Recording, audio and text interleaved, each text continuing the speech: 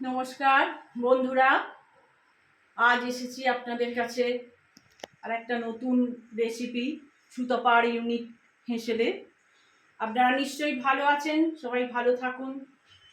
আর এই রেসিপিটা হচ্ছে ইলিশের লেজা ঝুড়ো। দেখুন কি করে করি, আপনারাও করবেন, নিশ্চয়ই ভালো লাগবে।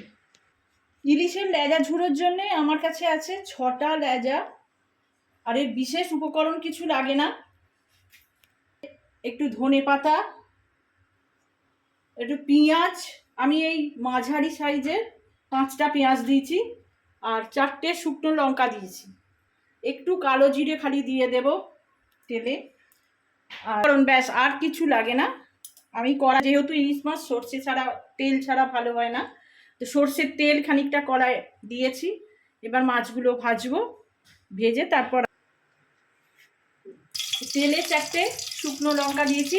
কেননা আমাদের হয়তো ঝাল যে যার মতো খাবেন সেরকম দেবেন, আমাদের বেশি ঝালটা খাওয়া হয় না, ওই জন্য 4টে দিয়েছি। এটা একটু ভেজে তুলে নেব। একটু কালো জিরেও তেলে দিয়ে দিয়েছি। তেলে মাছগুলো দিয়ে দিই একে একে। লেজা,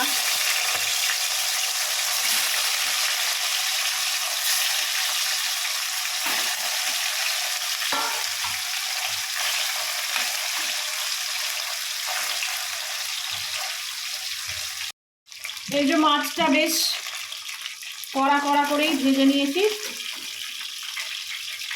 তুলে নিচ্ছি।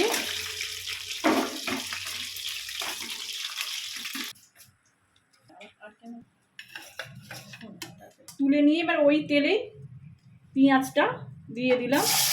একটু হালকা ভাজবো, বেশি কড়া ভাজা নয়, পেঁয়াজটা বেশি কড়া ভাজা নয়।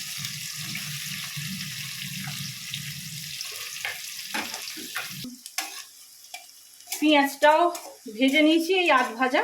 এবার তুলে নিই, তারপর মাছ ছাড়িয়ে মেখে তারপর খাওয়া হবে গরম গরম ভাতে। এই যে লেজাটা ছাড়ানো হয়েছে কাঁটা থেকে, এখানে আছে শুকনো লঙ্কাটা হাতে মুলে নেওয়া হয়েছে ভেজে নেবার পর।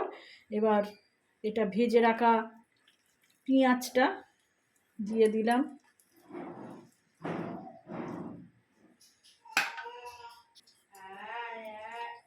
খানিকটা কাঁচা সর্ষের তেল দেওয়া হলো। এবার মেখে নেব, আর একটু ধনে পাতা দেব। ধনে পাতা দিয়ে মেখে নেব।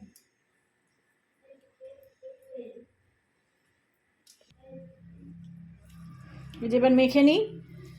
তবে ইলিশ মাছে বন্ধুরা জানেন তো, ইলিশ মাছে বেশি ধনে পাতাটা ঠিক লাগে না। তবে এইটা যেহেতু ভর্তা বা এই যে লেজা ঝুড়ো, এইটাতে একটু ধনে পাতা মাখলে খুব ভালো খেতে হয়।